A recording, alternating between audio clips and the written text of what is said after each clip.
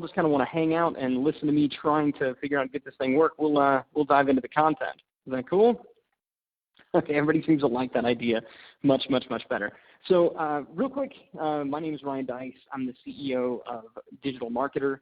And basically what we do at Digital Marketer is we do this crazy digital marketing stuff. We figure out things that work from marketing a number of other businesses, and then we get to report about them on Digital Marketer. So I'm not going to talk a lot about myself because I recognize that there's some of you out there who already know who I am, and the ones that don't, you really don't care unless I've actually given you some value. So let me attempt to come out here and give you some value in advance, and then if you have any questions for me at the end, hopefully I will have a chance to answer those. So what I want to talk about today is what I call the ultimate email game plan, and how to automatically and effortlessly convert new leads into paying customers.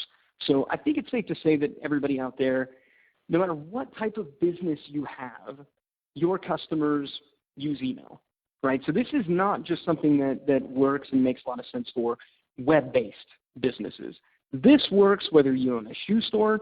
This works whether you're running a professional practice, if you're a doctor, a dentist, chiropractor, whatever type of business that you are in, you have an opportunity to follow up and nurture a relationship with your customers, with your clients via email. But tragically, most businesses don't do a very good job of this. They don't do it very strategically. So what we figured out is a really great kind of 5-phase plan for walking people through that process that ideally will turn them from a stranger into a friend, into a customer, into a raving fan. And that's really the first thing that I want to talk about with you today is exactly how we do that, what we call the 5 phases of invisible selling, okay, the 5 phases of invisible selling. Then I want to talk about how you can make more money by sending less emails. I know most of us, at least our customers and our clients and our prospects, they're not just wishing we would send them a whole lot more emails. They're wishing maybe that we would send them less. So how do we get that impact? How do we get the result that we want without just inundating our people with emails? So I'll talk about how we do that. I also want to talk about where you should send all your clicks in virtually every promotion, and give you a proven 3-step follow-up series that nearly always doubles sales. And finally, talk about the exact number of emails you should be sending your list each week and why. Also, another thing that I promised to give you guys is a word-for-word email that you should send anytime somebody comes onto your list, whether it's them dropping a business card into a fishbowl or whether it's them opting in to your list, whatever it is. How do you welcome them, right? How do you welcome them to that list and make sure that make sure that they really see you? So the big question, right? You have a subscriber, so now what? You've gone out there and you have some people on your email list. What do you do now? I found that a lot of folks, they spend a whole lot of time thinking, how am I going to build a list? How am I going to get a subscriber list? And in fact, it's kind of propagated what I call the great big lie, which is that the money is in the list, right? You've probably heard that before. The money's in the list. Who can get the most subscribers, right? That's where the money is. And the reality is that's not the case. But admittedly, it's a bit of a chicken and egg thing, right? Do you first focus on building a big list, or do you focus on generating as many or do you focus on generating as much revenue as possible from that list? So what comes first, right? The building of the list or the strategy around monetizing that list? And really what I want to put forth to you today is that there's no point in building a list. There's no point in asking people to opt into a newsletter. There's no point in even putting that little fishbowl out on your counter if you're brick and mortar until you know what you're going to do with the lead once you have it, okay? If you knew that, then that's what is most important. So your number one priority is to answer this question: how will you monetize a lead once you have it? Okay, how are you going to monetize a lead once you have it? And that's what we're going to talk about today. You need a game plan, right? You need what we call a machine. So hopefully, in the good folks in Infusionsoft, when they had you register for this when they had you register for this, they gave you access to this download. Because what we're going to be doing is really walking through this PDF together. Walking through the PDF together, talking about the 5 different phases and how you can optimize them for the people that are coming in to your list. Again, whatever place they're coming in through, hopefully once they're there, then you've got, you know exactly what you're doing with them. So let's dive in and talk about the first phase. Okay, so when we look at this first phase here, this first phase is known as indoctrination. Okay, the indoctrination phase. And it's a 3-email phase, and I'll talk about what those 3 emails should be. But the idea of this phase is really to turn strangers into friends, right? Turn a stranger into a friend. I think about the indoctrination series as that first date, okay? So the first time you ever go out on a date with someone, you know, Chris Rock, I don't know if there's any Chris Rock fans out there, but Chris Rock liked to joke that, you know, when you go out on a date with someone, you're not going out on a date with them, you're going out with their representative, right? That's kind of the purpose that the indoctrination series serves, right? As soon as they come on their list, now they're hearing from your representative in a sense. So you want to do things like you want to ask them to whitelist you, which we're going to talk about in just a second, but mostly you want to show them your best stuff. You want to put your best foot forward. I mean, if it's a first date, you're going to wear your favorite outfit, you're going to tell your funniest jokes and your funniest story, and you're going to try to put your best foot forward.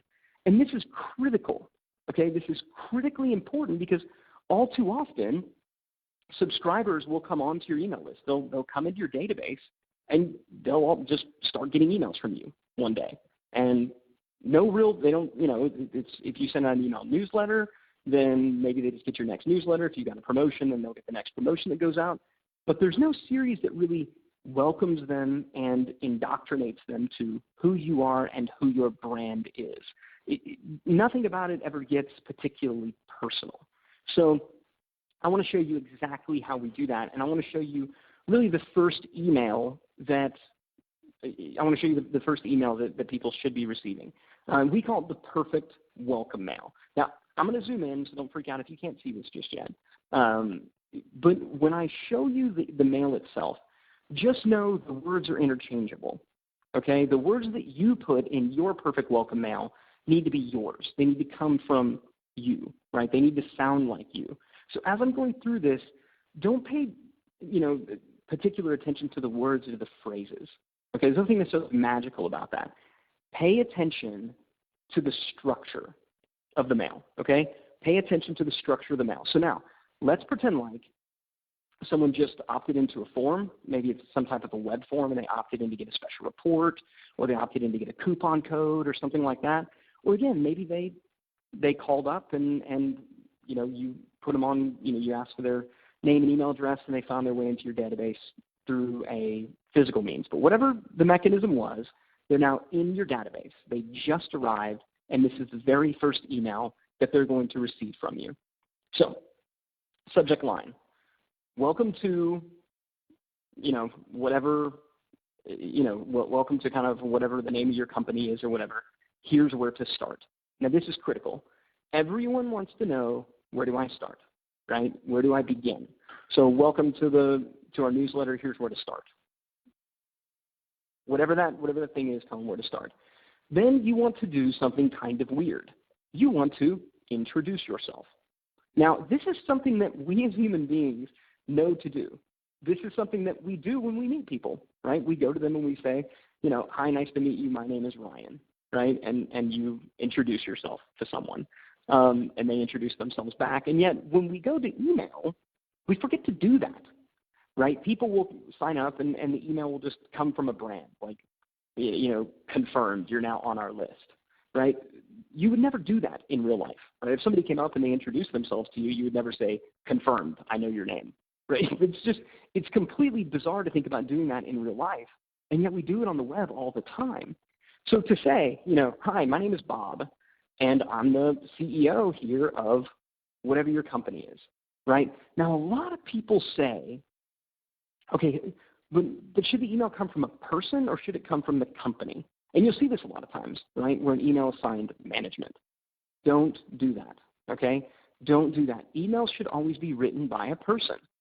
You know, if you want to put the company name in the from field or something like that, that's fine. But you need to think, who is writing this email? Who's the author of this email? Is it the owner of the company? Is it somebody else at the company? Right? But it needs to come from someone. So hello, and then, my name is, and hello. You're basically saying hi and welcome, right? Pretty simple. I'm not going to dwell on it too long because it's obvious, and yet I see so few email marketers doing it. Okay? So, hi, my name is blank. And then, here's who I am. I want to take a second, just say hello and welcome you to the family. Right now, if saying welcome you to the family isn't appropriate, then change it. But there you go. Seriously, on behalf of myself and the entire Acme team, I want you to know we're truly excited and grateful that you decided to join us. I know this is going to be an absolute game changer, blah, blah, blah, blah, blah. Again, this is just the hi and welcome part. Okay, so that's step one. Hello, my name is, welcome, I'm glad you're here. Right, that's step one. Hello and welcome. Step two is, here's what you can expect. Now, a lot of times people will say, because if they're subscribed to our list at Digital Marketer, they'll say, gosh, I can't believe that you send an email every single day. Doesn't that get annoying? Don't people not like that? And I'm sure that some people, say, I don't want to get an email every single day and they'll unsubscribe. But the answer, for the most part, is no. People don't seem to mind. And I think the main reason that they don't seem to mind is that we send out good stuff. But I think another reason why they don't mind is we tell them from the start, here's what you can expect. We are going to send you an email every single day. So if they expect to receive an email every single day, then they're not surprised when it arrives. Now, I'm not suggesting that you send an email every single day to your list. It depends a lot on your market and who you're serving. We'll talk in just a little bit about how many emails you should be sending. But just know that that's not, I'm using this as an example, not saying that you should be sending an email every single day. But the point is, you need to tell them. So tell them, look, we're going to publish fresh, awesome marketing content to our blog on Wednesdays and Fridays, and then once it's live, we'll send you an email with a short description. Moving forward, there we go. Right, we'll send you an email with a short description, and so that you can go ahead and read it. Right, we'll also send you emails about new export courses software, or we'll send you emails about sales that we're running or special promotions. Right, now that you're on our list, you're an insider, you can do all this stuff. Okay, do all these things, send some basic info to them. So that's kind of where it is. So sound fair? Good. So step one, hello and welcome. Step two, here's what you can expect. Step three, here's what you need to do next. Okay? So you see this line at the bottom. Here's what you need to do now to get started. Okay? Here's what you need to do now to get started. By the way, some of you are asking questions about, will you get a copy of these slides? I have sent the slides over to the good folks in Infusionsoft, and they are free to make them available to you as well. So if you want to take screenshots as you go, feel free, but I will be happy to make these slides available to you after, along with some other stuff that I'm going to send you. So don't feel like you got to be copying and all this stuff down if you're not a fast typer. Again, take notes on the structure. That's really what matters most. Okay? So step one, hi and welcome. Step two, what you can expect. Step three, here's what to do next. Right? Here's what to do next. Or in this case, we say, here's what to do now to get started. Then you want to actually tell them step one, step two, step three. Your subscribers want this. Okay? They want to be told exactly what to do. And this isn't like in some creepy, domineering kind of way. They're new here, right? They're new here. So telling them, okay, here's what you do next is just a friendly thing to do. So step one, whitelist and prioritize all emails. This is critical, especially in this day and age, right? More and more emails are getting put into the promotions folder of Gmail. A lot of them are getting filtered out completely. So encourage and instruct your new subscribers right now when they're the most excited about you and what you're doing to whitelist all of your emails. And if you're wondering, how do I do that? Here is a link to our whitelist page. If you go to digitalmarketer.com/email-whitelisting, you can check out our whitelist page and get a chance to see that. And if you want to snag some of that content and model it for your own, you can certainly feel free to do that. Okay, so there is ours. If you want an example of a whitelist page, if you want to snag some screenshots of things like that, you're not going to hurt my feelings. That's kind of my gift to you. But it basically just walks them through, here's how you whitelist us. Now that seems like a simple thing, and you might be thinking, oh good, this is going to help our deliverability, and it will. But the more important thing is it actually helps your open rate and the consumption of all the future emails that they're about to send, okay? Now, listen closely because this is really important. It's not so much the fact that they whitelisted you that helps, although that does help. It's the fact that they took the time to whitelist you, right? Now they have made an investment of their time and of their energy. So when they make that investment of their time and of their energy to go ahead and whitelist all your emails, the mere act of doing that makes them far more likely to open and consume your emails, okay? So just asking them to do it is important. So that's always step one for our perfect welcome email, right? Go and whitelist us. Step two, I like to ask them to follow us on Facebook and Twitter, right? I'm telling them email is great, but if you want to make sure that you don't miss anything, follow us on Facebook, like us on Facebook, follow us on Twitter. Pretty simple, okay? That's typically step two. And optional, if you have a company Facebook and Twitter account, and then you also have a personal one, and you want to have them follow and like you there, you can do that as well, right? It all just depends on really the structure of your company.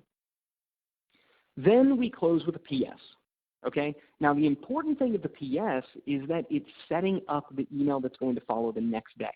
Remember, I said that the indoctrination series is typically 3 emails, okay? It's typically 3 emails. The first email is the one I just showed you, this perfect welcome mail, right? The one that tells them, hi, nice to meet you. Here's what you can expect. Here's what to do next. Now, the second email that follows is going to take one of 2 paths. Either you're going to start showing them some of your best stuff, or you're going to begin what we call a bonding campaign. Now, a best of campaign is just what it sounds like, right? And you can see here in this PS right here, PS, the next few days are going to feel like Christmas because as an added bonus for subscribing, I'm going to be sending you my best of the best, blog posts, my best of the best videos. Tomorrow you're going to get the first of the big 3. Okay, stay tuned, it's going to be good. So you're kind of previewing the fact that tomorrow you're going to be sending them something. Now here's why we want to do this. Number one, the reason I said before, right? This is a first date. So when you go out on a first date, you want to make sure you tell your best jokes, right? You want to tell your best stories. You want to wear your nicest outfit. For some of you, if you're out there blogging on a regular basis and doing content marketing, be honest, some of your best stuff you posted up a year or 2 years ago, right? And so while the people who were subscribed back then saw it, the people who are subscribing today, they may never see your best stuff. They might see the most current, but that may not be your best. So this is an opportunity for you to highlight your best stuff and make them see, oh wow, this is really great content. So that's kind of the main reason that we're doing it. We're also training them that when we send emails, good stuff happens, right? Here's an email with some really high quality stuff. I hope you like it, okay? That's kind of, if we want to go best of. So email number 2, if you want to go the best of route, email number 1 is that perfect welcome email. Email number 2 is the first best of email where you're simply saying, hey, here's a really great blog post. Email number 3 is here's 2 other pieces of content that I think you'll like, right? So you're sending out a couple of pieces of content over the course of 3 days, just really inundating them with value on the front end. Now, what if you don't have, in fact, somebody asked this, what if you don't have any content, right? What if you're not doing content marketing? Then what? Then you would run what we call a bonding campaign, okay? A bonding campaign. With a bonding campaign, the idea here is not necessarily to highlight your content, but just to get a little bit personal. So tell them some stories. And in fact, so you might tell them a riddle, right? So P.S., do you know the number one reason why most real estate agents charge 3% commissions, right? If you happen to be serving the real estate space, right? Well, you can ask them a riddle, or you can start to tell a story that finishes the next one, that finishes the next email, something to really engage their attention. The other thing that you can do in a bonding series is you can post up someone else's content. You can say, hey, I came across this video the other day, or I came across this TED Talk, and it was really impactful to me. I hope you'll like it. And so in email number 2 and email number 3, you can send them content that someone else created, but that was impactful for you and that you think will be impactful for them. And that's critical because a lot of people think, oh, I need to produce a lot of my own content. You actually don't, okay? You don't. I mean, it might be better if you do, but you don't have to. I mean, think about if you were really interested in schnauzers, for example, right? If that was your thing, you had a schnauzer puppy and you were just really into schnauzers. If a friend of yours happened to see an article about schnauzers, and they in a magazine, and they pulled it out and folded it up, put it in an envelope, slapped a stamp on it, and sent it to you, you wouldn't thank the author of the article. You would thank your friend who sent it to you. The same thing is happening here. Okay. The point is, with the indoctrination series, we're putting our best foot forward, right? We're showing value first, and we're telling them a little bit more about who we are, so that they feel like they're really starting to get to know us. Okay. That's the first date. That's what indoctrination is all about. So what I'm going to do here is I'm going to pause before we move on to the next one to answer some questions. So let's see. Louise asked, are there not IP issues with that, with sharing other people's content? And Nancy kind of asked the same thing. There is a problem with taking content, somebody else's content, and just like copying and pasting it and sending it to them, right? But where somebody has posted a YouTube video, or if there was a TED Talk, or if there's an article on somebody else's site, there's nothing wrong. And in fact, the people who posted that content, I'm sure, would appreciate it, with linking over directly to their content.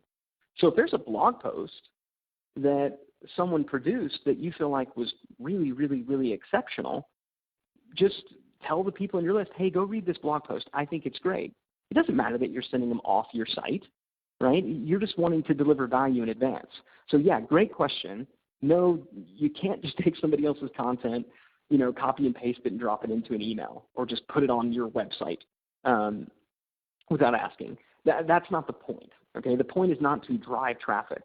The point is to indoctrinate, okay? And if you go to like TED.com, which is just a list of, it's a site that has a number of just really awesome talks on any number of subjects, you can find a really great video that will be impactful to your audience, okay? I promise you will find them. And my guess is you already know, right? There's a video that you've seen, maybe a video that you've even forwarded on to friends, or an article, or a joke, something like that, right? You already have it in your life. So just forward that on as well. Let's see. Is there any? Yeah, so Lisa, yes, it is fine to send links. A couple more checks for questions. Curtis says, is it okay that our best of content is centered around the same topic? Yeah, Curtis, ideally your best of content would be centered around whatever it is that you're selling, right? So, if you're a recruiting service, for example, then it would make sense for your best of content to be sending out articles that you've written about, hiring and stuff like that, how to evaluate resumes. Ideally, your best of positions you or your company in an obvious expert status. If we have any machine owners on, then this is largely review. So yeah, and the website I mentioned, it was TED.com, TED.com, TED.com, not head.com. Sorry. So Jonathan asked a really great question. Will all of these emails not overwhelm the subscribers at first? Great question, Jonathan. So we're hitting them boom, boom, boom, 3 days in a row. Is that going to overwhelm a subscriber? The answer is no. And here's why. And the reason I can say that, by the way, Jonathan, with such, in such a definitive manner is because we've tested this across a bunch of markets. We also have a number of people who are testing this strategy. Because I've written about it and I've taught on it, and I know that it works. Even people who were worried about it, I said, please try it. They tried it and they're like, yeah, it did work. Remember, let's go back to the first date analogy. When you first start dating someone, how often do you communicate, right? You communicate multiple times a day. And so think about the first email. So they just registered. They just opted in. Something happened. To trigger that initial welcome email, there's nothing at all weird about that, right? You expect that. Everybody triggers those. So the first one, nothing weird at all. Then in the first one, at the end of it, you're telling them, hey, I'm going to send you an email tomorrow, and it's going to have some great stuff in it. If they get annoyed that you sent them really good content and didn't ask them for anything, then they're probably not your ideal customer, right? So will some people get frustrated and leave? yeah, what you're doing is you're expediting the inevitable, but that's that's okay. Philip says, is there a different approach if I created the email list by finding names on various public sites? So my assumption with everything that I'm about to show you, okay, is that the people that are on your list, it is permission-based follow-up. And truthfully, Philip, that's the only type of email marketing I suggest that you do.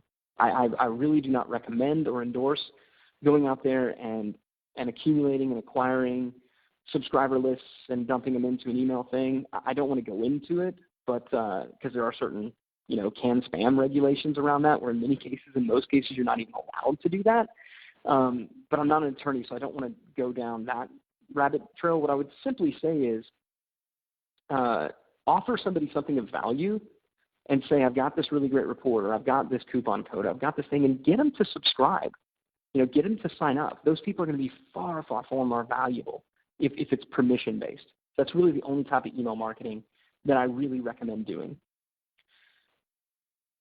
Mark asked, at what point should you ask for the sale? Mark, I'm going to answer that question, my man. So hang tight. I promise I'm going to answer that. I'll just defer it. And then Suzanne, I'll take one more question.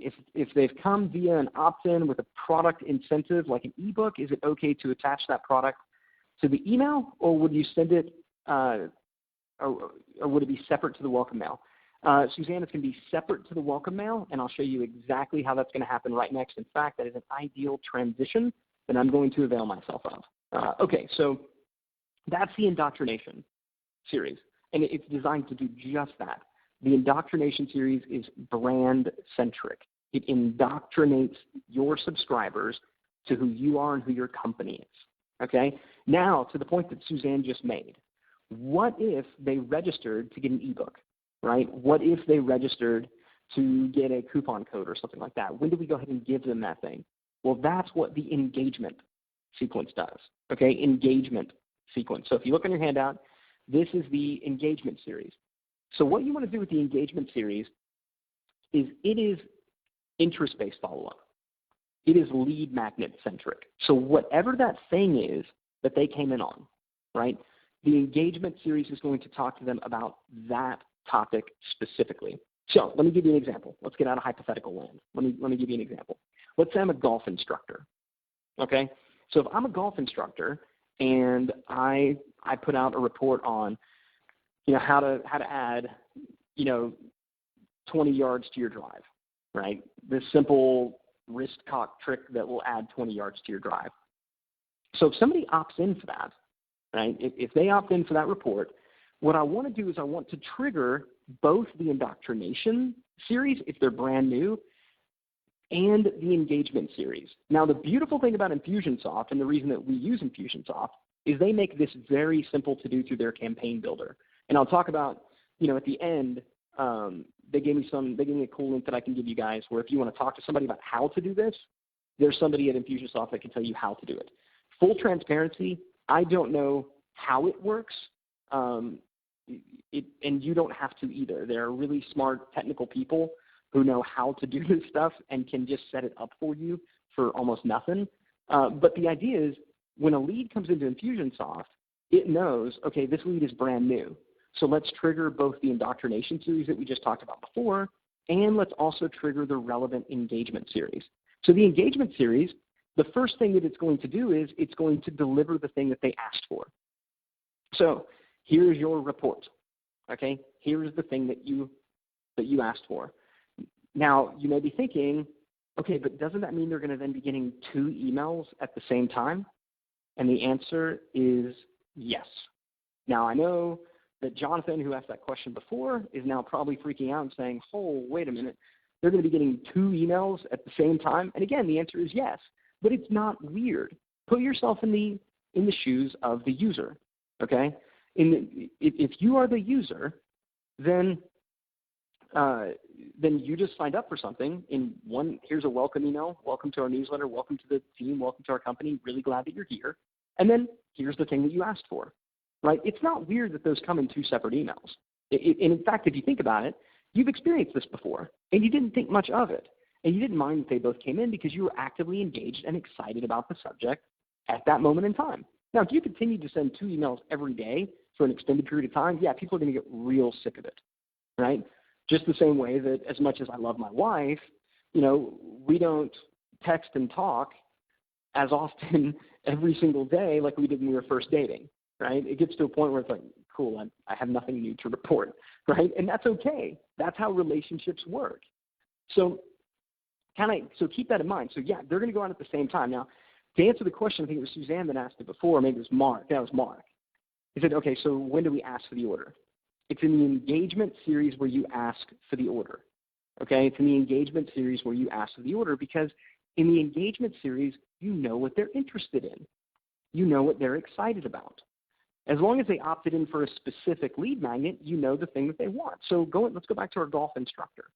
Okay, let's go back to our golf instructor. All right, get this simple wrist cock trick that's going to add 20 yards to your drive. So if somebody opted in for that, I know as a golf instructor that they're interested in adding more yards to their drive. So there's no reason for me to follow up and talk to them about putting.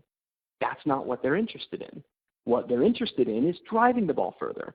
So this engagement series, it's going to ask for the order, but it's going to ask for the order by referencing the thing we know they're interested in. So the first email comes out, hey, here's your special report.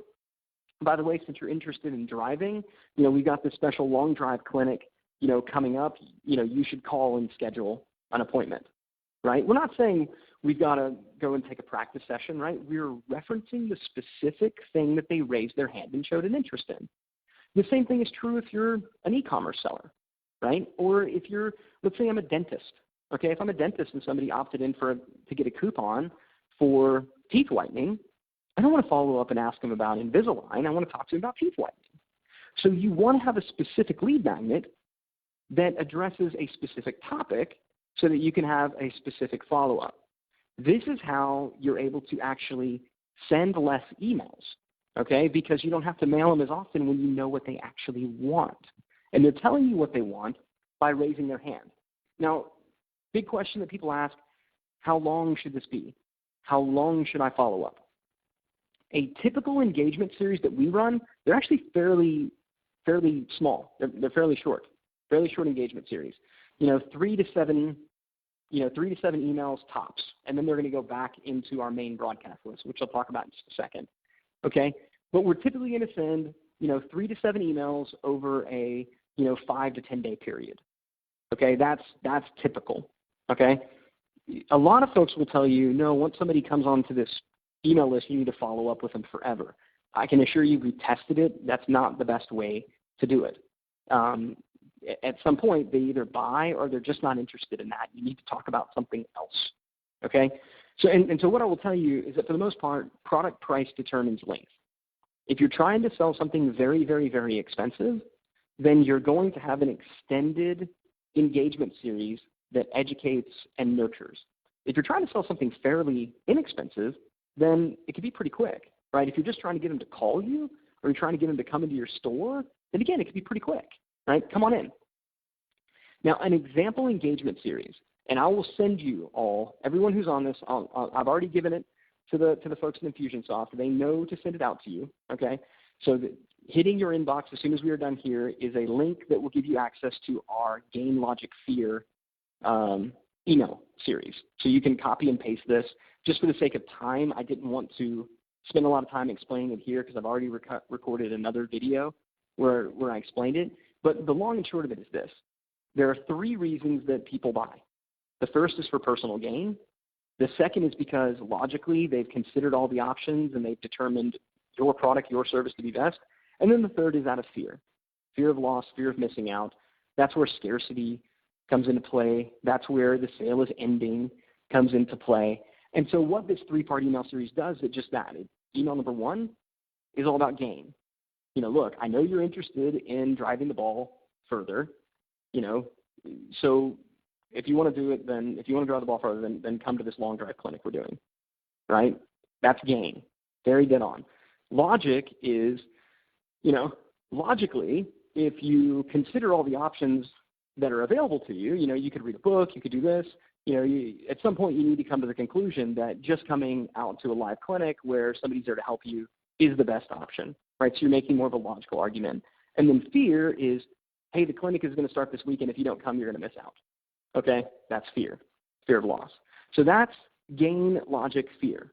That's how that basic structure breaks down with the engagement series. And again, this is going on at the same time that engagement series is. So depending on, at the same time indoctrination. So what that means is that for the first 3 days, they very well could receive 2 emails in a day from you. And again, believe it or not, that's okay, because this is the point in time when they're most excited about you. Now, you do want to set up your email automation, whatever CRM you're doing. This is fairly easy to do in Infusionsoft, but whatever CRM you're using, you want to set it up to where that indoctrination series only goes out to brand new subscribers. So if somebody's already on your list and they opt in for a new special report or for a new offer, you don't want them to you don't want to resend that indoctrination email to them. Then you're kind of like that guy that, like, you've met that person that every time you see them, like, they reintroduce themselves to you, and you're like, yeah, we've met like 15 times, right? You don't want to be that person. So, but setting that up in the triggering is pretty simple. Okay, so before we move on to the third phase, I want to take some questions about what we just talked about.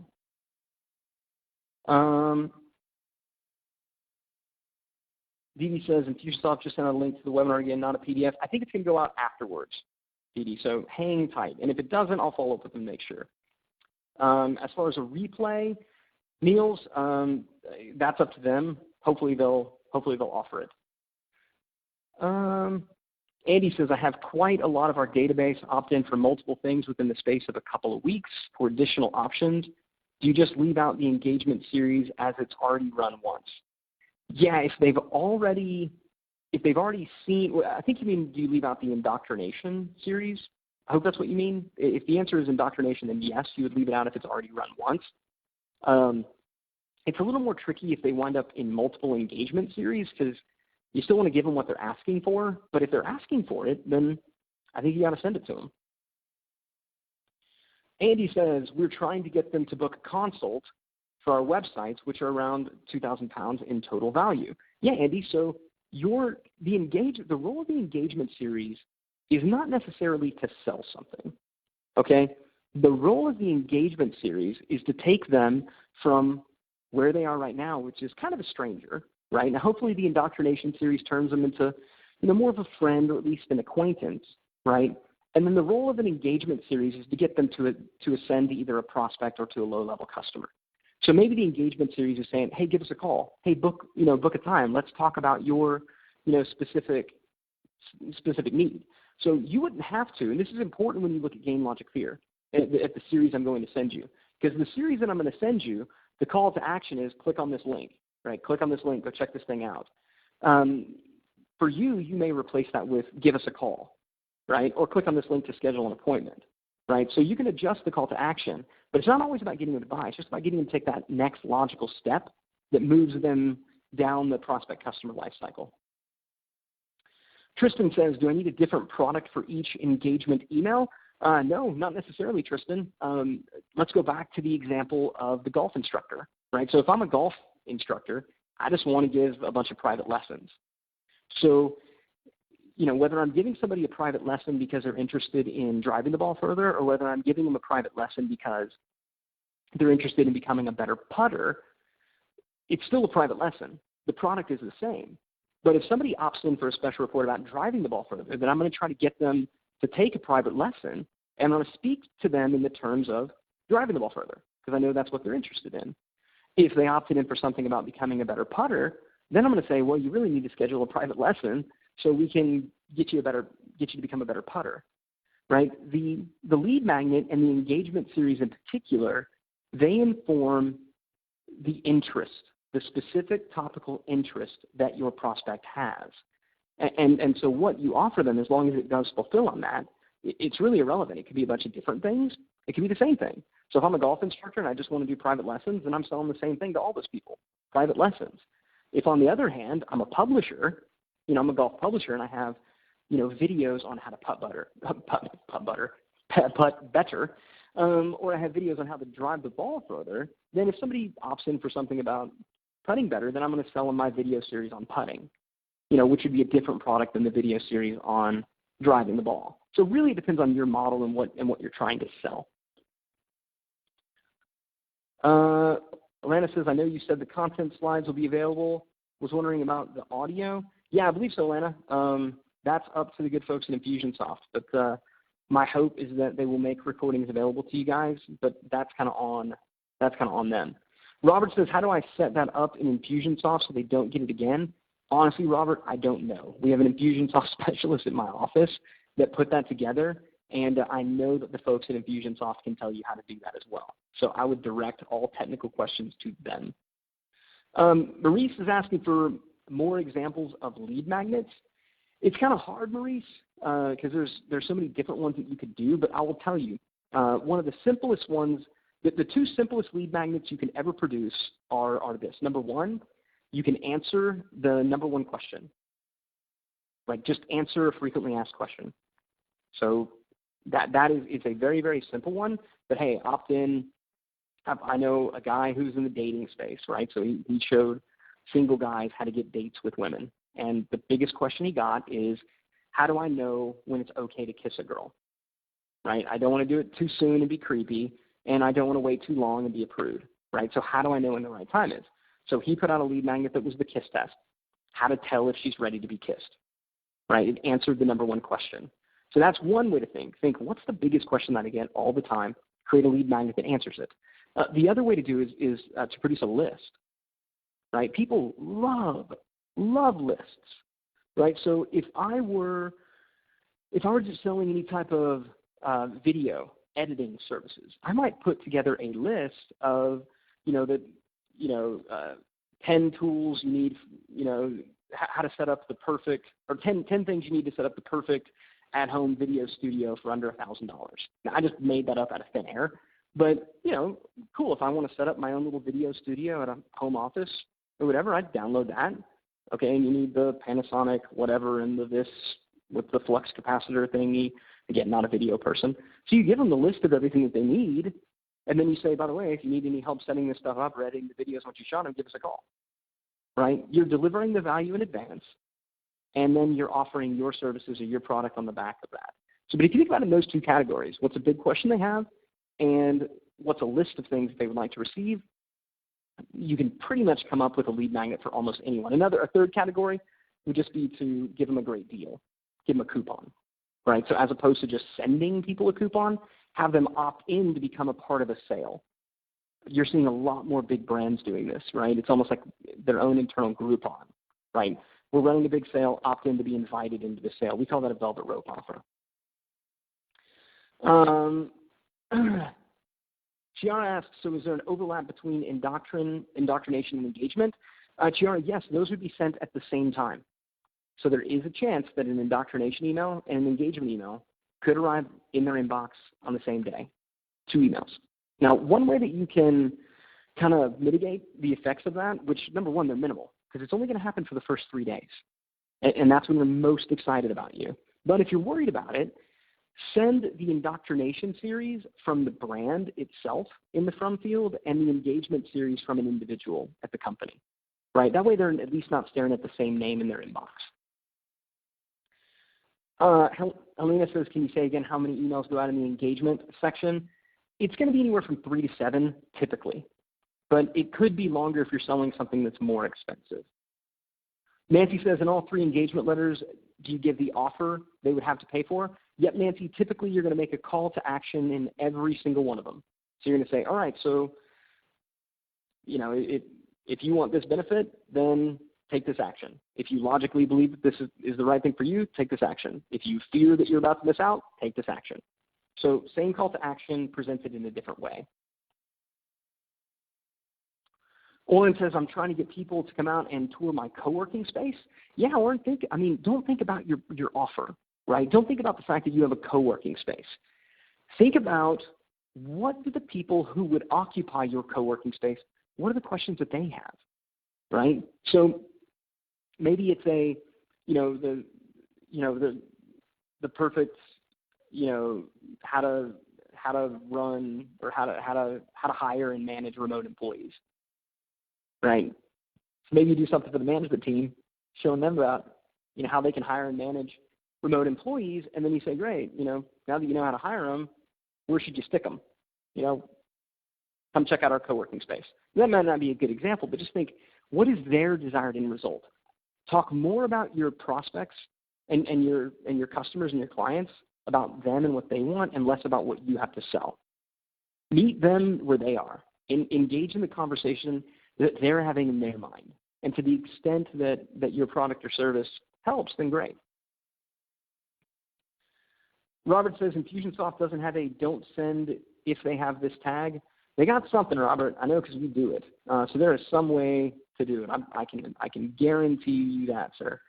I believe what we do is we set a tag that is, we will put them on an indoctrinated tag or something like that, and then if somebody has that tag, they don't get it sent, or it's the inverse of that. Maybe it's one of those things where everybody starts off as not indoctrinated, and then we give them a different one. Again, I'm not the tech guy, but I know that it can be done. Andy says, I think the thing I struggle with is I'm pushing the same thing in all engagement campaigns, book a consult. Andy, there's nothing wrong with having the same call to action, right? Again, let's go back to the golf instructor. If I'm saying, look, if you want to drive the ball farther, then I'll show you how to do that. Book a consult. If you want to putt better, I'll show you how to do that. Book a consult. As long as you are speaking to their need, it's okay if your call to action is the same. Okay? Now, you can change it up a little bit if you want, right? You could say, book a consult, and that's what I said before. Come to our putting clinic. Come to our long drive clinic. Maybe tweak up the consult so that you rename the consult as not just come on some, boilerplate free consult. Maybe you do something more special for them, a little more customized. Craig says, besides Infusionsoft, is there another CRM system you recommend for the beginner marketer? Craig, Infusionsoft is what we use, and so it's hard for me to recommend any others. I know that just about any autoresponder solution that has some basic automation can probably work. But what I would do is I would ask them, maybe hit them up and ask them the question of, okay, if I want to, if I want to send an email series to people who are brand new subscribers and not send them if they're already on the list and they're re-signing up, how do I do that? If they can answer that question, then it will probably work. If they can't, then I would probably pass. Okay. Yep, Tristan, it matches the lead magnet. Amro, sorry you were late, man. Yeah, we'll get you the presentation. John Hutchison says, is GainLogic Fear Sequence dealing with the product, which will help them, or is it more about the gain or loss of what we're offering in general? No, gain, it's all about them. So if you want this particular desired end result, then go sign up for this thing. It's all about them. They're going to lose out on an opportunity to move forward, okay? Everything is about them. Didi asks, how would this work for retail store brick and mortar? It's exactly the same thing, Didi. You could run special offerings, so you could have people get on like an insiders list, right? To, let's say, for example, you're a shoe store, right? You could run a special promotion where it's, attention parents, we're on this day, we're running a back to school thing where it's going to be for members only. You get to come into the store early and you'll save 40% or something. And we'll, pour you a glass of champagne to celebrate that the kids are going back to school. You get your days back, right? Something like that. So maybe they sign up for that. Now they're on the list. They come out for that special promotion. And the next time you do a special promotion, you invite them to do that as well, right? Maybe the next time it's hey, it's baseball season. Come get your kids cleats. Again, I'm not suggesting you even own a shoe store, but you kind of get the idea. All right. Yeah, now there's people talking about like tags and decision diamonds, and I'm getting really scared because I don't know how all that works. So I'll answer. Bilal will ask the questions. I'll answer that, and then we'll move on to the third phase. He asks, How often would you recommend to send out an advertisement for an e-commerce business as an outbound call center? Should we follow up on these calls 1 day, 2 days? So I'm going to talk about how often you should mail your list at the end, but the short answer is a minimum of once per week, okay? A minimum of once per week. So that's the quick answer, and then I'll give you a more extensive one later. All right, so that was step 2. Now let's talk about step 3, which is ascension. So ideally, the engagement series did its job. Okay, ideally the engagement series did its job. They bought something, or they scheduled an appointment, or they came in, right? But they did something, right? They moved beyond just merely being a prospect, and now, whether they're an opportunity, whatever the jargon you use to determine the prospect customer life cycle, they did that. Now what you want to do is you want to treat them differently because they've taken an action. They didn't just opt in. They took an additional action. This is a more valuable person. And so that's what the Ascension series does. It turns ordinary buyers into multi-buyers. It turns fans into super fans. And what we call this at Digital Marketer the value loop.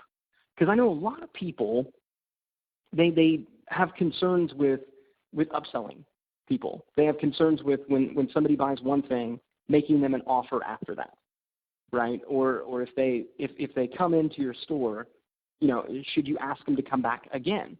And the answer is yes, as long as you have something valuable for them. I mean, I would hope, and this gets mildly esoteric, but I would hope that everyone listening to this is selling something that truly brings value into your customers' lives, right? You are not just in this to rape and pillage the earth, okay? That what you deliver gives value above and beyond what you are charging for it. So assuming that's the case, then I don't have an issue with making additional offers to them, okay? Now, you want to do that in its due time. Oftentimes, by the way, Ascension isn't a matter of getting them to buy more. It's a matter of getting them to consume what they bought, especially if you're a high ticket. So you want to turn them not just from a buyer, but into a consumer. So if somebody signed up for, if you sell really high-end, complex software, like Infusionsoft, for example, if you go and buy Infusionsoft, then it's not so much about getting you to go buy a bunch of other stuff. It's about getting you to actually use Infusionsoft, right? That's still Ascension, okay? So Ascension, whether it's in the form of buying or Ascension, whether it's in the form of consuming, that's what should happen next. Now, there's ways to automate this process. So if this is handled online and somebody comes through and they make a purchase, then and all that's tied into Infusionsoft, then you can say, great, everybody who buys this, move them into this Ascension series. Take them out of this engagement series, move them into this Ascension series. That's all done through tagging and Campaign Builder. Again, please don't ask me the technicals of how it works. I don't understand how it works completely, but there are people that do. And I know the folks in Infusionsoft can point you in the direction of folks that do and can tie that up for you. And the nice thing is once it's built, it's built. It's good. And that's why we call this a machine. It's built. It's done. It just kind of runs. Okay? And interestingly enough, another point that I'll make is, number one, it doesn't have to be your product. Okay? So if you're telling me, well, I only have one thing to sell, that's fine. I would recommend that you set a New Year's resolution for expanding your product line or expanding your service delivery options. But in the meantime, sell somebody else's stuff. Have a joint venture relationship, an affiliate relationship, a reseller agreement. But offer them something. Just think, what is the next logical thing? Now that they have this, what do they need? And even if you don't do it for them, if you get it for them, you're doing them a service, okay? And the campaign that I'm going to send you, that you're going to receive after this is over, Gain Logic Fear, that will also work with some slight modifications as an Ascension series. So Gain Logic Fear, when you go through, you'll see it references, hey, you just opted into this special report. You just requested this lead magnet, so I know that you're interested in this topic, right? That's typically when you're doing follow-up, the first step is to reference the previous action they just took. So the previous action they just took in the case of the engagement series is they opted in. They gave you their contact info to receive something. Same thing with the Ascension series, right? Hey, you just bought this, or hey, we just had a call, right? Whatever the thing is they did before, you want to reference that, you want to encourage that, and you want to say, now that you did that, the next step is to do this, Okay, so slightly modified, the gain logic fear campaign can also function as what we call an upsell abandon campaign, and it can work as an ascension campaign. All right, let me give a quick check of the questions. Matt Solomon, is this webinar an example of the Ascension series for Infusionsoft built for keeping me connected to the product? Great question. Let's get a little meta right now. So truth be told, I don't know if the people who are on this webinar, because they just said, hey, will you come on and give some good content to our people? And I was like, sure, because they've been good to me, and so I'm happy to give some stuff for you guys. So I don't know if most of you who are on are active Infusionsoft users, or if you're people who are, if you're prospects and you're thinking about using Infusionsoft. So to answer your question, Matt, because I think it's kind of a cool way to look at it since you're experiencing it right now, right?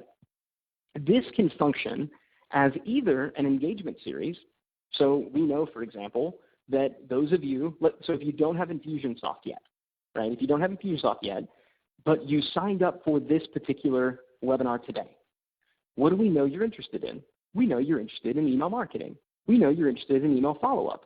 So my hope is that, and I have no control of this, but my hope is that if you say, yeah, this sounds cool, I want to do that, and I want Infusionsoft to help, my hope is that when they sell you Infusionsoft, that they sell you Infusionsoft by talking about, okay, yeah, so we know you're interested in automated email follow-up because you were on that webinar with Ryan Deiss.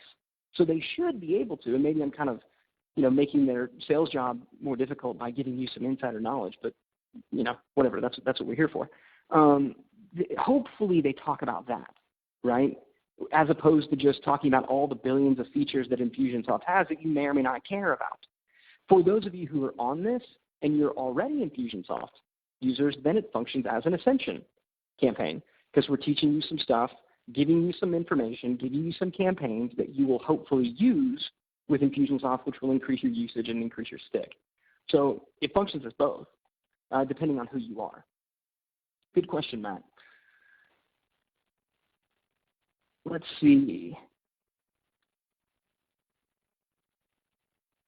Jojo says, why do you use Infusionsoft instead of other programs? Jojo, at the risk of giving a little sales pitch, which is not going to be, I kind of tried all the other ones, and Infusionsoft is the best. And I can say that not because they paid me to do this, okay? Really. I mean, and I've used Infusionsoft for many, many, many years. And when I first started using them, they're probably going to be mad at me for saying this, but when I first started using Infusionsoft, it was terrible, terrible. Then it got, I call it was like the cream of the crap, right? So it was better than what was available at the time, but not much better. And really, I found in the last couple of years, it's gotten really, really good. All my companies combined, we do an enormous amount of revenue. At least seems like an enormous amount for me. I mean, we do a whole lot of tens of millions of dollars a year in revenue across all my different companies. And we do them in a lot of different markets. So we own makeuptutorials.com. We own survivallife.com. We own DIYready.com. We own e-commerce properties, and we also own some offline brick-and-mortar businesses. And so we have the opportunity to try a lot of different solutions. More than that, because I own digitalmarketer.com, you can probably imagine that we have a lot of CRMs knocking on our door wanting us to use their solution. And so we try it. I mean, because I'm going to use what's best for my company. And we always come back to Infusionsoft. So that's the answer there. And none of this is an affiliate link, by the way. There's not even a link here, but there you go. That's why I use it. Far from perfect. None of them are perfect. Sometimes you got to go with the cream of the crap. But Infusionsoft is actually not that. They're actually pretty dang good. Okay, Lucy says, can you give some examples of Ascension emails? Are they the same as the engagement? Yeah, they certainly can be, Lucy. So it depends. Is the goal of the Ascension to try to get them to ascend by buying something else? In which case, yeah, the engagement, it's going to function very similarly to the engagement, just instead of referencing, hey, you opted in for this or you registered for this, you're saying, hey, because you bought this. Whereas, but if you're trying to ascend them through consumption, then it's going to be really different. You're just trying to get them to consume, to use what they got. But I'll give you another example, right? So all of you registered for this webinar, okay? The webinar itself was a lead magnet. right? The webinar itself was a lead magnet. The engagement series was the email series that went out trying to get you to actually attend, right? That was the engagement series. Now, at the end, I'll make a little offer thingy. And for those of you who take advantage of it, you'll hopefully move to an Ascension series, right? That's how that whole process works. This is all getting very creepy and very meta, but I hope it's helping you out. Okay. So step 4, segmentation, all right? Segmentation. Now, segmentation is where people go when they're not in an engagement series and when they're not in an Ascension series. So let's say the engagement series doesn't do its job, okay? The person opts in for the special report about driving the ball farther, and they go all the way through it, and they don't book an appointment. Nothing happens, right? Then they go into the segmentation series. Same thing if somebody does buy but they don't ascend. They're eventually going to go back into your segmentation bucket. So this is your primary broadcast list. This is where you're sending out your email newsletter, right? This is your primary broadcast list. Now here's the thing. What most people want to do is they want to send out emails. They want to send out broadcasts to try to sell something. I'm going to suggest that you don't do that. I'm going to suggest that you send out broadcasts that try to get your subscribers to re-opt in to another lead magnet to put them into another engagement series. Now, you may be thinking, why would I want them to re-opt in if they're already on my list?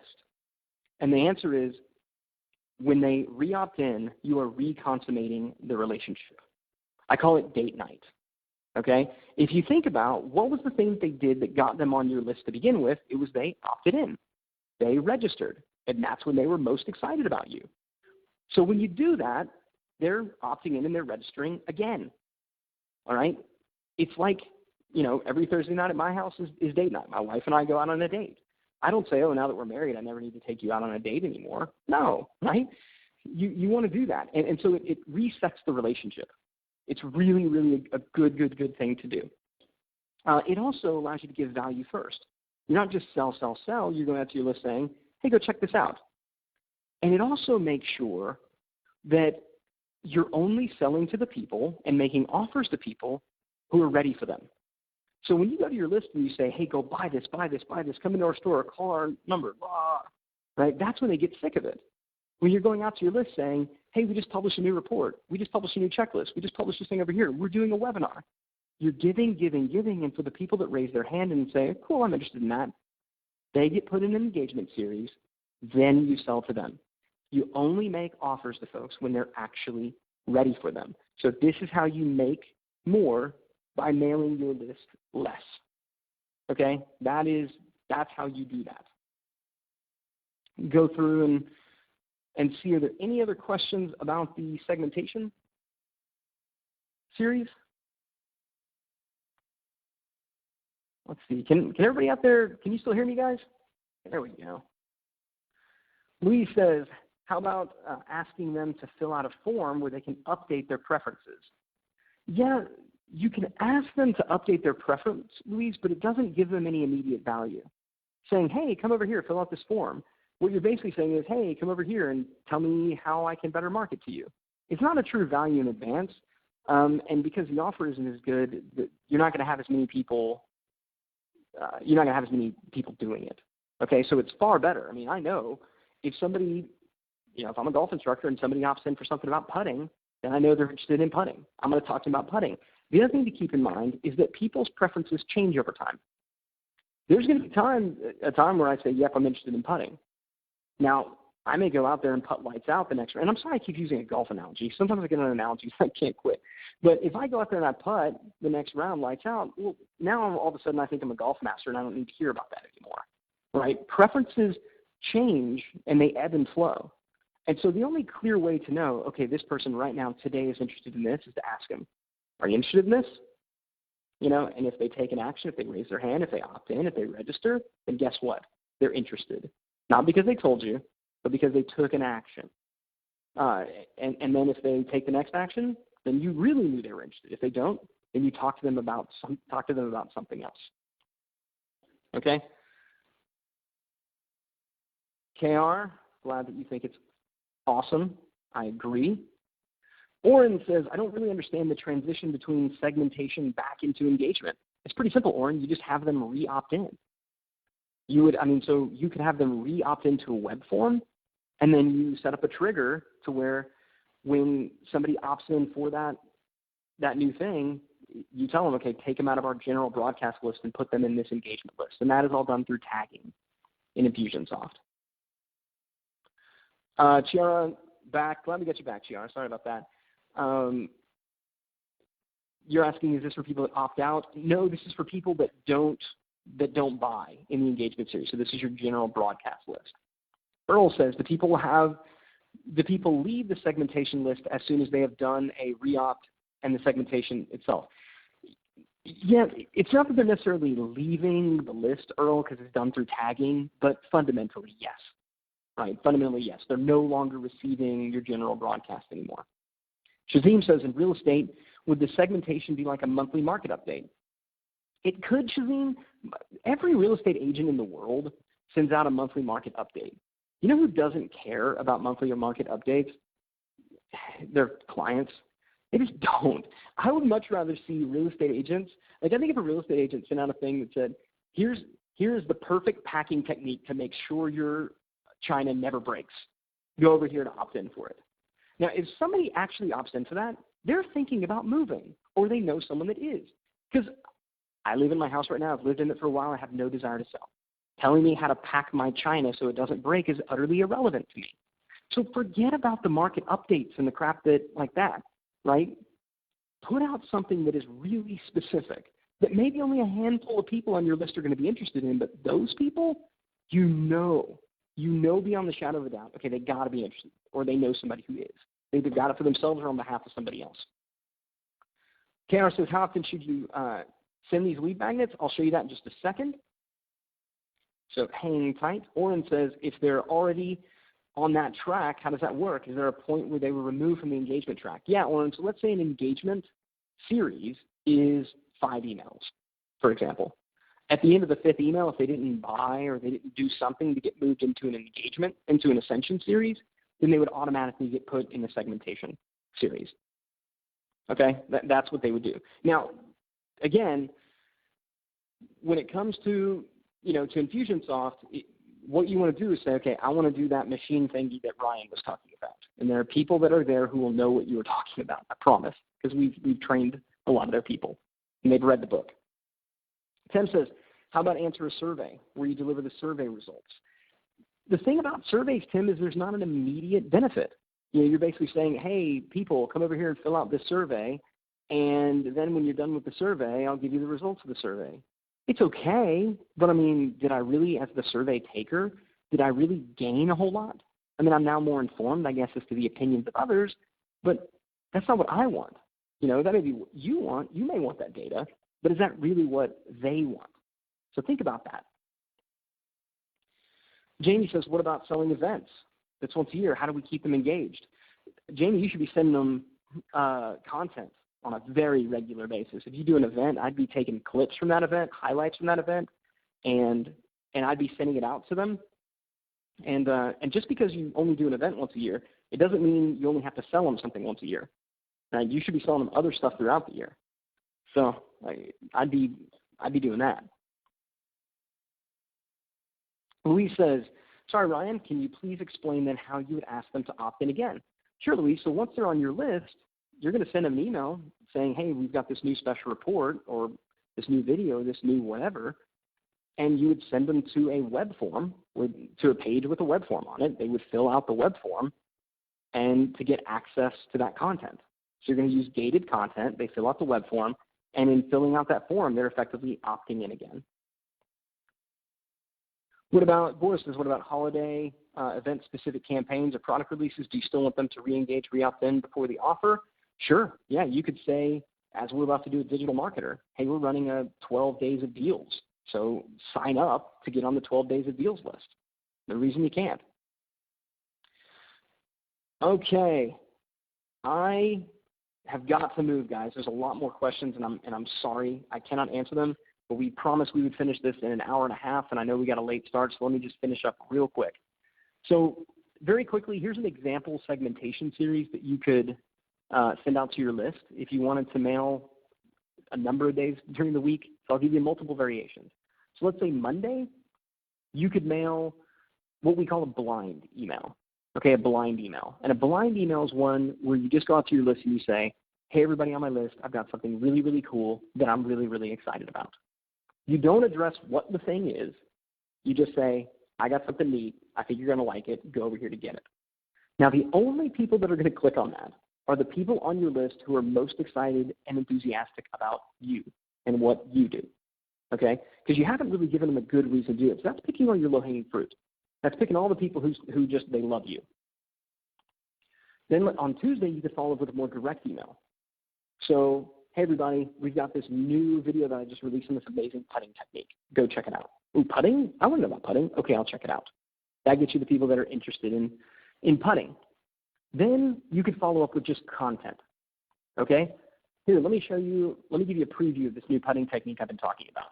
If you want the complete video, go over here to opt-in. So it's content in the form of a newsletter, in the form of a video, with a call to action at the end encouraging them to sign up. And in that content, you could just have a link within the content. You know, so here's a blog post that I wrote. By the way, if you want the complete system, go here to check it out. You could do an image ad below the content.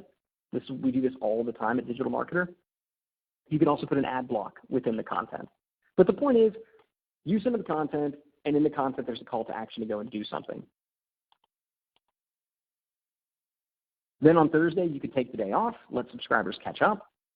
On Friday, if the campaign is doing well, you could follow up with something else or talk about something else completely or take the day off. Same thing on Saturday, and then on Sunday, take the day off.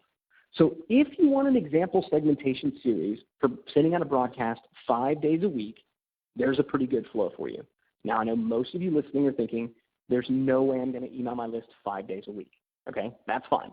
Let's talk about what you do if you want to email your list 3 times a week. Then what I would do is on Monday, I would lead off with content. Hey, check out this really cool video of me showing this new putting strategy. I would follow up on Tuesday with a relevant offer, with a direct thing, saying, hey, if you want to become a better putter, then you need to go check this out. So we've already led with content. We've given value first. Take Wednesday off, and then on Thursday, you could send some more content or kind of a wild card, anything you want to do, right? If you want to send 2 broadcasts a week, I'd go content and then direct immediately following. A mistake that I see a lot of email marketers make is if they're only going to send 2 emails, they'll spread them out. You'll actually have more impact if you go boom, boom, if you stack them one day after another, and if you spread them out over the week, okay? And if you really only email your list once a week, we found Tuesdays to be a really great day to mail the list across most of our markets. Again, test it. You may find that it's different, but Mondays and Wednesdays and Thursdays, it seems, are when email volume is at its peak. So Tuesday, if you're only going to email once a week, Tuesday seems to be pretty effective. I would send content, and in that content, say, if you like this, you're definitely going to love this other thing. Send them a link to get the other stuff. If you do that, then no one's going to have a problem with it. And kind of the point that I make is if you aren't broadcasting your email list at least once a week, you hate money, okay? If you aren't following up with your list at least once a week, you've got to know they're going to get tired, all right? They're going to go away. They're going to stop paying attention to you. They're going to forget that you exist, okay? So at least once a week, commit to sending something of value to your list with some kind of call to action that ideally puts them into a relevant engagement series. All right, really, really quickly, re-engagement, the 5th phase. What happens if after 60 days they haven't opened or clicked on an email? All right, it's been 60 days, they haven't opened or clicked on a single email. You can actually set this up in Infusionsoft and say, okay, if somebody hasn't opened or clicked on one of my emails in 60 days, drop them in this re-engagement series. And the idea behind this is just to wake them up. So for 7 days, you're going to try to send them stuff. Hey, I've got this free thing for you over here. I've got this great gift over here, right? It's flowers and gifts for about 7 days. Then another 7 days, you want to go to the, hey, are you alive? Or are you mad at me? We call it like the passive-aggressive technique. Are you mad at me? Did I do something wrong? Emails like that, okay?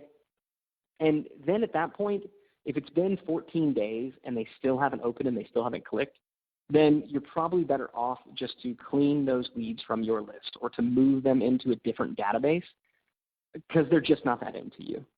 And the more you follow up and the more you email people who have not opened and they have not clicked and they haven't showed any interest, the worse it's going to hurt your deliverability and it's going to hurt the deliverability of all your mails. So it's painful to do, but I recommend that you remove the unengaged. Okay? So action items.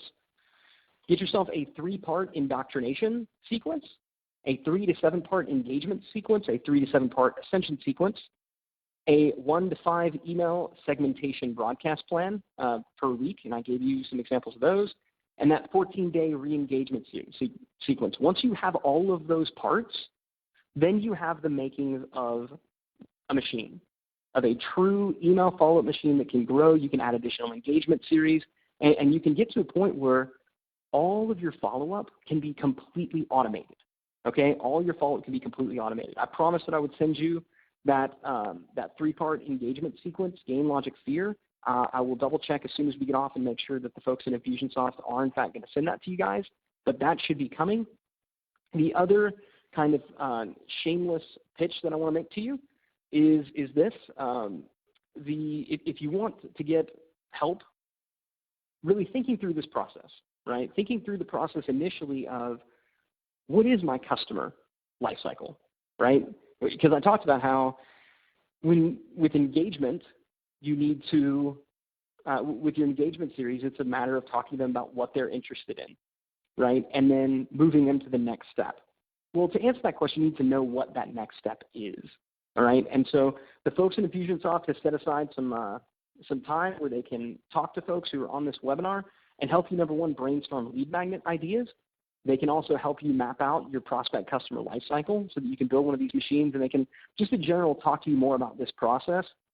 Obviously, their goal in doing this is that you will decide that, okay, cool, I want to do that, and I think that Infusionsoft is the best tool. So what I've just given you is a great strategy, and it's a strategy that can be applied manually. I mean, heck, if you want to use a index card system doing direct mail and follow-up phone calls, you can do this, right? That's why I wanted to give you an overarching strategy. But if you want to automate the whole process, that can be done as well. That's what we have set up, and that's what Infusionsoft allows you to do. So, you know, full disclosure, and hopefully this is not, I mean, we're all marketers and business people here, right? So clearly the people at Infusionsoft would like for you to use their platform, their solution, to set up and automate this. But I also know, and they've told me and they've assured me, that this is not a sales call, right? This marketing growth plan that they're offering you is not a sales call. It is a value in advance proposition where you come on, talk about your business, get some insight into that, you know, talk about your lead magnet, map out your prospect customer life cycle, and their hope is that you say, wow, this is really great. Okay, let's talk about how Infusionsoft can help me do that. And if you don't, if you say, wow, this is really great, I'm going to go use some other company to do it, then that's fine. Right? That's the risk that they're taking as a business. But again, people have asked, which one do we use? We use Infusionsoft because we tried all the other ones, and we found that Infusionsoft was the best for us. So if you're going to ask me which one do I recommend, I wouldn't be doing this if I didn't recommend them. So hopefully that is as transparent as we can be. With that said, we are over by about a minute due to the late start. Again, my apologies. I will scroll down and see if I can answer just a couple of quick questions. So Bilal says, we receiving the PowerPoint? Yes, Bilal, I sent it to them, and I will tell them to go ahead and turn it into a PDF and send it to you guys. So hopefully you guys like that. You're very welcome. Thanks, Jason. Glad you listened to the EntreLeadership podcast. Appreciate that. Well, cool. I must have done either done such a good job that you don't have any questions, or bored the snot out of you that you don't have any questions because you left. Because it doesn't look like, oh, here we go. Lawrence has a question. When you have multiple products to sell and have created multiple engagement series, how do you deploy them? Are they Ascension series after Ascension series? Yes, so you can definitely do that, Lawrence. It's a really advanced concept, although it's a great problem to have. I've got all these problems, I've got all these products to sell, right? But yes, what you can do is when somebody makes a purchase, if the next logic, if you already have an engagement series for something else that they should buy, then it's really simple just to move them into that engagement series and to automate that process. So if somebody bought product A, then move them into engagement series for product B. And then that engagement series kind of functions as an ascension series. Engagement and ascension, they are two sides of the same coin. It's just in one of them, with engagement, you're trying to really turn them into a buyer. And with ascension, they've already taken a positive action. You want them to do it again, okay? Or you want them to consume. Aaron says, what if you don't have a sophisticated database of customers? Aaron, you could start doing this with just, 20 people, right? I wouldn't feel like you got to start with a whole lot of folks. The important thing, and it goes back to what I said before with the chicken and egg, you're going to be able to build a much bigger list when you know that you can monetize that list once you have it. That's the critical thing, right? That's the really, really, really, really, really critical thing. A lot of times it's not that you don't know how to build a list, it's that you can't afford to build a list. So that's why if you go and figure out how to build a list or how to monetize a list, then building it is much, much easier. Amy asks, hey, Ryan, do you allow them to unsubscribe themselves from a sequence instead of the entire list? Can Infusionsoft do this? Yep, it absolutely can. You can set it up to where they would opt out of an engagement series and not your list as a whole. Shazim says, can you please go into a little more examples for the Ascension series for real estate agents? Shazim, what I would say is, so your goal as a real estate agent is to get people to call and schedule an appointment with you, and so your Ascension series might be about, following up, getting them to actually list with you. And if they list with you, and let's say you sell their home, then maybe you have an Ascension series that's all about getting them to give you a referral. So it really is just about figuring out, okay, what is your prospect customer lifecycle? And just positioning each series so that it moves them further down that process. So it's kind of hard without knowing your prospect customer lifecycle, but that's what the folks at Infusionsoft are offering to do over at Infusionsoft.com/Ryan D. Clever name. Infusionsoft.com/Ryan D. That is my special tracking link so they know that I actually showed up for this webinar. And did this, schedule an appointment with them and have them talk you through what your prospect customer lifecycle should be, because then matching a follow-up process to that to move them down that process becomes much simpler. You get out of the hypotheticals. This is great. We have a lot of clients who ask us to implement your plan on Infusionsoft. SH, that's great. SH, you should consider becoming a certified partner. We'd love to have you if you're doing implementation work. A digital marketer certified partner, I should say. John Hutchins says, it seems like we get the most opt-ins and opens over the weekend. Isn't Friday a great day? John, for the most part, Friday is not good for us, but for a lot of our markets, like the hobby markets, it is pretty good. And that's why I said do your own testing. Tuesday was kind of a general catch-all if you're only going to mail once, but if you're finding that weekends are the best, heck yeah, mail Fridays and Saturdays. All right. Alana says we have multiple services. Should there be a series for each service? Yep, ideally, but start with one. Okay? Start with one. Okay, guys, so I am way, way, way over.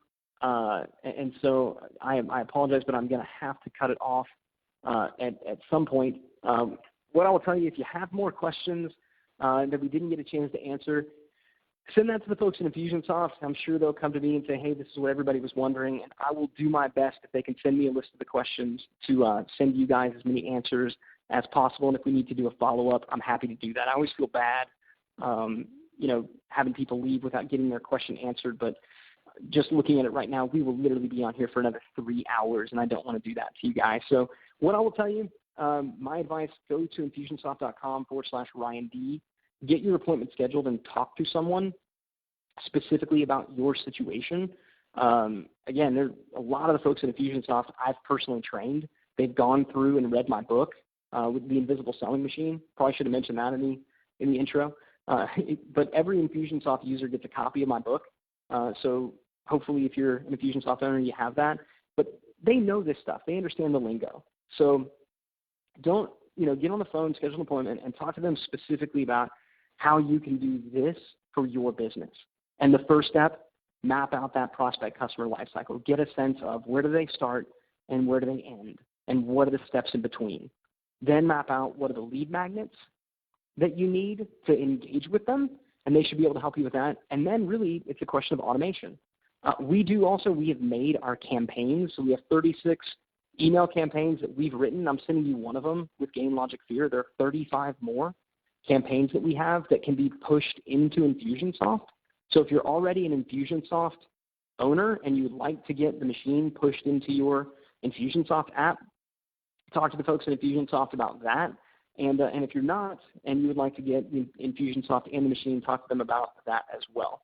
So with that said, guys, I got to cut it off. Again, my apologies if I didn't get to your question. I'll do my best to do a roundup and get all those answered. Thank you, everybody, for your attention. My apologies for the late start. As I mentioned, technology not always a friend. But I hope you got a lot out of this. I hope you really understand the strategy, and I hope, if nothing else, that you remember that chicken and egg scenario. Figure out, answer the question first, how am I going to monetize a lead once I have it? Once you've answered that question, then you can start building your list. Okay? Thanks again, everybody, and I'll talk to you next time.